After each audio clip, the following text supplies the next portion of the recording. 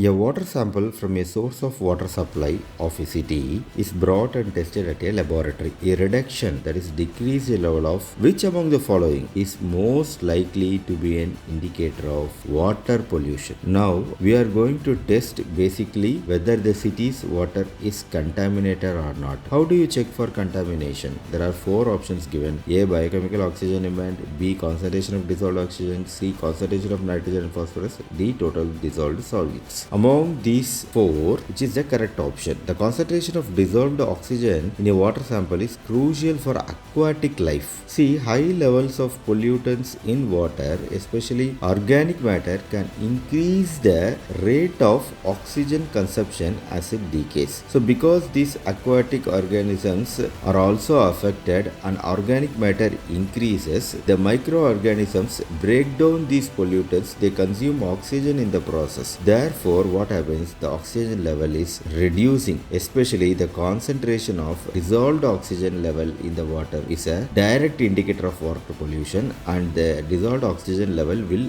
reduce when there is high water pollution, especially from organic waste. So, lower dissolved oxygen level can adversely affect the aquatic life and indicate poor water quality, and concentration of dissolved oxygen is the correct answer for this question.